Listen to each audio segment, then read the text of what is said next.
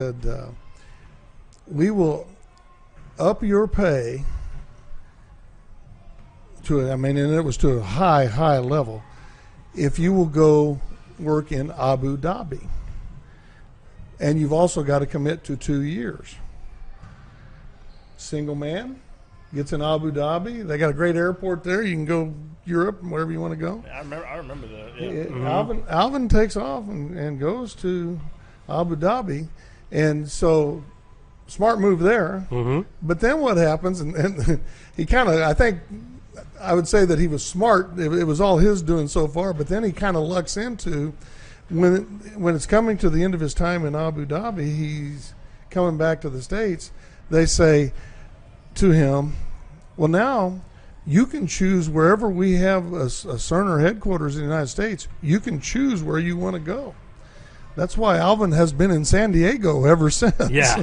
And I don't blame him. And so he goes to Abu Dhabi, and now he lives in probably the best climate you can get in the United States that had to deal with this heat and humidity like we had today. Oh, man. No. It was probably, you can guess what it was in San Diego today. It was 72, because you know why you can guess that? It's that every day. Yeah, you know? I got to go visit there last summer, and it was my first time out there, and it was just, we were actually kind of talking about this last week as coaches at East, just different trips we've taken. I'm like, man, I'd wake up in the morning and it's like 62 and, feels perfect outside. We had a condo that overlooked the mountains, sit out there, drink a couple cups of coffee before the wife and kids get up and get moving around. And it was just so peaceful. And, my youngest, who's now 10, she was 8 at the time, was joking, oh, man, when I get to be an adult, I'm going to move out here. Do it. I said, well, I'll come that'd be great, but Yeah. you better get some money first, because it's a yeah. So anyway, and Alvin was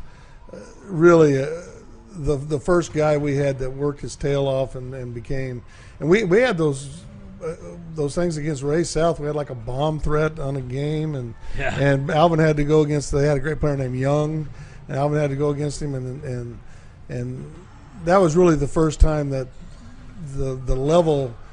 The Grandview level of competition, we got to where we were playing against the very best and playing head-to-head with the very best. So, and Alvin was kind of the ringleader of that. Mm-hmm. I'll do a quick shout-out to Alvin because I'm friends with him on Facebook.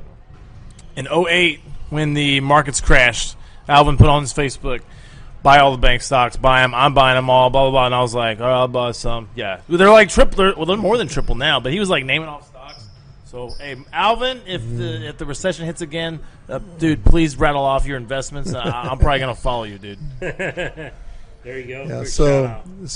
Yeah. And again, when you single people out, you're leaving so many people because there's so many guys. But Alvin was just kind of the first that got the Grandview, got us to that other level, and then we kind of stayed at that level until 2009, and then we went to another level. And then we tried to keep it at that high level going forward, and pretty successful at doing that. We've had 15 guys now play college basketball. Cool. And not just Alec is playing in the NBA. He's playing pro. But we've had 5 other guys play pro overseas. Mm-hmm. And that's, there's worse things for a 23-year-old young man than, well, he's not 23 now. He's 27, but Ronnie Boggs played in Sweden last year, so he's over there in Sweden, for the basketball season. He's played every year at different places, but he was in Sweden last year. So, that's stuff that it helps that some of them are naturally athletic. But, kind of getting that drive and that extra push is, I feel like, what a good coach does is give them kind of that little bit of extra motivation or push because they know that guy cares about them and he's really trying to help them have a better future than a lot of other people. Well, and part of the reason why that worked is I had great assistant coaches during the time I was there. William Harris was our sophomore coach, I believe, for 5 years. Yeah, he's a good friend of the Coach show. Harris. And now, Yeah, we love Coach now he has taken it to another level, and he's got that Van Horn thing going. And then he was the Missouri coach in the All-Star game. All-Star game this yeah, summer. he's So doing really well. had William Harris, of course, Reggie Morris, who's now the head coach after me. That whole the funny thing about his team, not so much the year before last, but this last year, is and people always ask me, well, where did some of those kids transfer in, or blah blah blah, because sometimes that happens. But Reggie had that group. Camto Easy was the big center. He had those kids in 3rd grade, and he had that big old honking car that he had. I can't remember what it was, a Suburban, I believe it was. He would just load those 3rd graders up and take them all over to all these tournaments.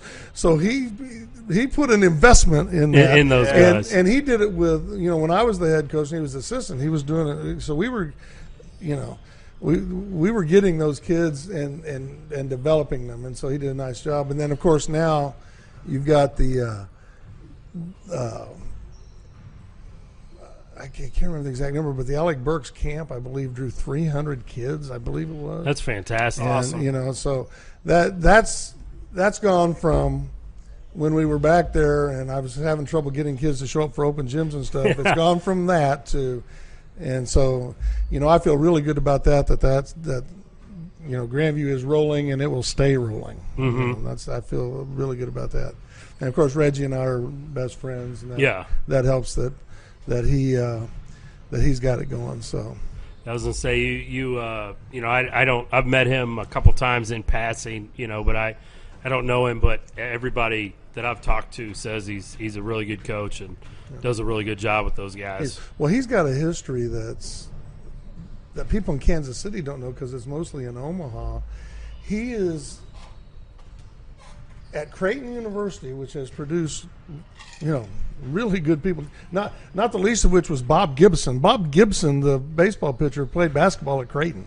Yeah. And he was a stud basketball player, but they've had a history of basketball players. Reggie's still the 6th all-time career scorer at Creighton. Oh, wow. And I didn't know that. And then his coaches that he had there have been Willis Reed, that played for the Knicks, and when he retired was the coach there. Reggie was assistant coach for Willis Reed, so Reggie's got a background that's just amazing, and so it's a really good situation that Grandview's been able. And of course now he's got to coach his son. His son's a senior this year, so and that's been good that his son has been on these really good teams that he's had. So I know that probably part of the thing. Anytime I feel like as a coach when we move on. It's you worked hard to help build that program and get it to that level. Was it hard to kind of step away and I mean, was knowing that Reggie was there and was very capable of running the show and doing those things, did that help in the transition for you? Well, yes, that all helped, but the retirement was basically I was ready to retire from teaching. Okay. I had my fill of that. Yeah. And so that was the retirement. That's why I went. Then I went down for 3 years and coached at Central, which they're changing the name back now, but it was called Central Academy of Excellence those years I was there. And I was trying to make a difference with those kids. It's very hard situation down there. But I feel like, and I know they came and played in the Lee Summit tournament last winter, and all the kids came up and hugged me and talked to me. So I know I've made a difference with those kids, but it's just really that's kind of the opposite of what we've been talking about. You're making a difference with the kids as human beings, but it's really hard to make a difference in the basketball team. Yes, and that's I was there for 1 year, taught and as a assistant football coach, and it was we didn't necessarily see results on the field, but there was, probably 2 or 3 kids that I really felt like, hey, I helped them out during my time there. And that's exactly the way I felt about that situation. But after 3 years there, they wanted me to teach there.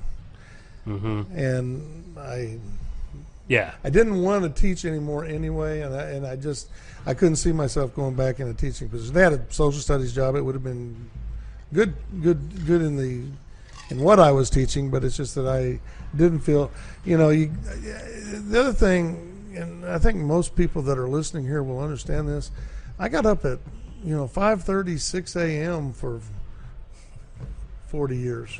Yeah. I'm tired of that.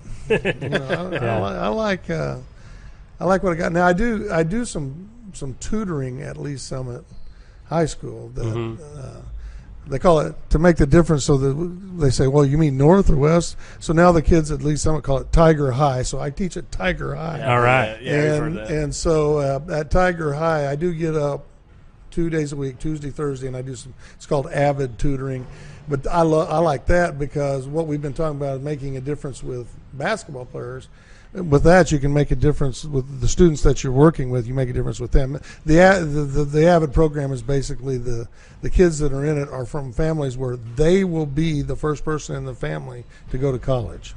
Oh, okay, cool. And so you can make a difference with those kids. So we do a lot of college field trips with them and stuff like that. So I enjoy that. Yeah. I wouldn't if Avid was 5 days a week. I wouldn't be doing it, but it's Tuesday, Thursday, so I'm good. Yeah. So yeah, you get a couple days in there and get to help some kids in a different way because we all know anybody who's done it. You help kids in the classroom as well as on the court or on the field, but it's a different experience both places, and you see different sides of maybe even the same kid in the classroom versus on the athletic competition surface. Well, part of that is it's really hard to run wind sprints in the classroom. But, but it's easy at practice. Yeah. I don't know about easy for some of those guys, but they don't appreciate it maybe at the time. But I think as we get older, we see the benefits of those things. It's just teaching that discipline that everybody needs. You're gonna. I tell kids all the time, if us turning the ball over and, as a defense, we have to go out on the 5-yard line and they're 5 yards from scoring a touchdown, if that's the toughest thing you have to deal with this week, then that's been a pretty good week. Because, it's not easy, but still there's worse things that can happen in your life than, being put in a tough spot on defense. I'm sure there's analogies with basketball, too, that you've used over the years. But, in your time at Grandview, you just went in the Hall of Fame here a couple weeks ago. Congratulations on that. Thank you. And, how was that experience and the ceremony? And, I know you didn't get a lot of time. It was kind of moved from, Grandview High to Lee Summit. And Grandview just put out a video today. I don't know if you follow the lady that does the PR for Grandview, but they showed a video of the new stands at Grandview, the see stadium. That. Oh my goodness, it's going to be nice. But the problem is they had some sort of an aluminum shortage or something, and they couldn't get the aluminum for the actual seats. Mm-hmm. They couldn't get it in on time. Grandview played their first game at Lee Summit North, and they played their second game at Tiger High, Lee Summit. Yeah. And so the fun thing for the people I'm working with at Lee Summit is, so they introduced the inductees at the halftime of the game. Well, the halftime of the game that I got introduced was at Lee Summit. Yeah. So that was kind of interesting, and some people were there that I knew. And then, then the next day we got to go into the auditorium there and have the actual induction. And we had a nice little catered luncheon before then. So yeah, it was a great experience. Yeah. It's fantastic. I saw your post on Facebook, thanking people and they didn't really give you guys a lot of time. And, I know somebody that's dear to you and dear to me, Miss Martha Stevenson, just, talk about her role and, all the things she's done for, Grandview over the years. For people that aren't Grandview people, this is a person who, I want to say she's since 1990 probably. She's been at every game, varsity basketball and football. She keeps stats as needed. Part of the deal in football now, they don't need as many stats because they, as you know, they all stat off huddle. Yeah. And but she still keeps a stat book at the games. I don't know if I ever asked her, but they do want her. I think they just want her to keep track of stuff that they can use at halftime so that they know, trends or whatever they're looking for. And she's very active in this alumni teachers and coaches thing that we get together with every year. The funny thing that you